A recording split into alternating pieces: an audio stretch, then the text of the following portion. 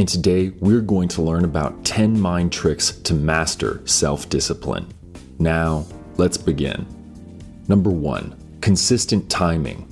Consistent timing can actually make your brain want to work. Start by setting aside specific time constraints for one activity. Let's say you plan on showering from 8:15 to 8:30. If you do this every day, your body and brain will get accustomed to showering right then. Before you know it, you will start craving a shower every time 8:15 rolls around. Why? Because our brains love routines. Routines mean that we can stop thinking and just function automatically.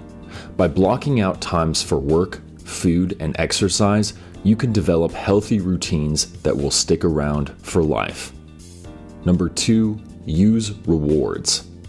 You'll never build self-discipline by randomly doing things you don't want to. You need something to motivate your brain. Otherwise, it's way too easy to quit.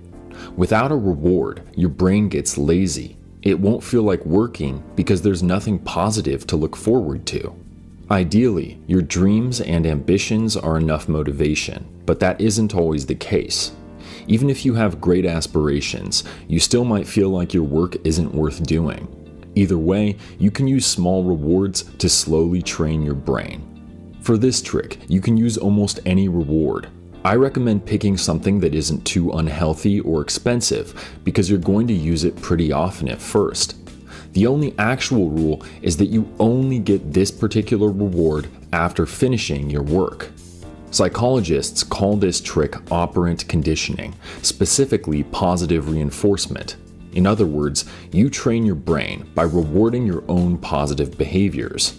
It helps train dogs, it helps teach kids, and it will help you become a more disciplined worker. Number 3, write it down. If you're having trouble sticking to your goals, try writing them down. Writing helps you learn by forcing you to process each and every piece of information. Unlike just listening, writing requires concentration, sensory engagement, and heightened brain activity. This is why written things are much easier to remember and internalize. Writing down your goals also gives you something physical to keep you motivated.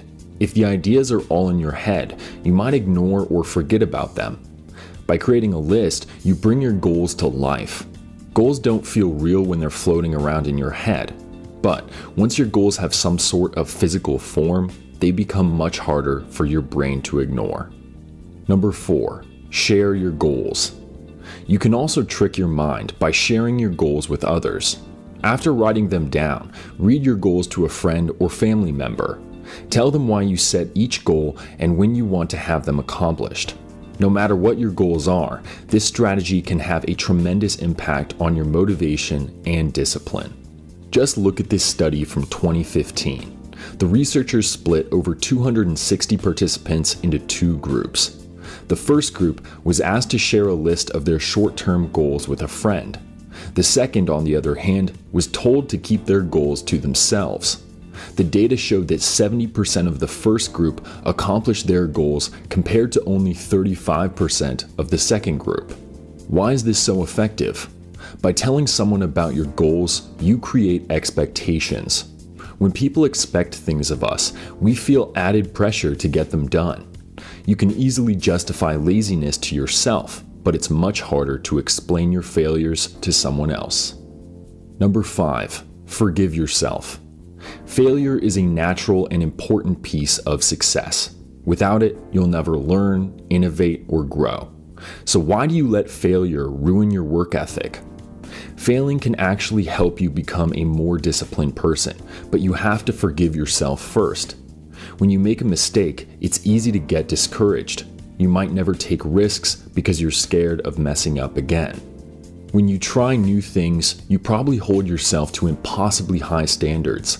You think you'll do it perfectly the first time, and then lose hope when that doesn't happen. You can't hold those mistakes against yourself. Every goal or project is a learning experience, so practice forgiving yourself and discovering how you can improve. Number 6, start over. Have you ever finished a project that just didn't feel right? You probably spent hours making tiny adjustments in the hopes that one change will somehow make it perfect. Deep down, you know there are bigger problems, but you probably don't want to fix them. Maybe you're too attached to throw anything away, or maybe you're just being lazy. Either way, you can and should use this situation to build self-discipline. When you first finish the project and realize you don't like it at all, start from scratch. Don't waste hours of your time trying to fix every little thing. Put your first attempt aside and come at the project from a new perspective. It'll require more work, but starting over will show you the flaws in your first draft and help you create a better product. Number 7, remove distractions. You can easily trick your mind into being more disciplined by removing any and all distractions. Let's say you're creating a PowerPoint. Every time you start working on a slide, your phone dings, so you check your messages. You type out a quick response and get back to your slide until your phone dings again. Without realizing it, you've spent more time texting than actually working. So how do you solve this problem? Simply leave your phone in a different room. The key is to put it somewhere you can't see it. Once it's out of your sight, it'll be out of your mind. When you remove the possibility of being distracted, you trick your brain into being more productive. Why does this work so well? Because it reduces the number of things you have to think about. To create the best product, you need to focus on one thing. Humans are generally terrible multitaskers. We like to think we can do two things at once, but the quality significantly decreases. In other words, if you're thinking about what's happening on social media, your work will suffer. For this strategy to work, remember to remove distractions ahead of time. This way, when work inevitably wears you down, there won't be any distractions to lead you astray. Number 8, don't wait.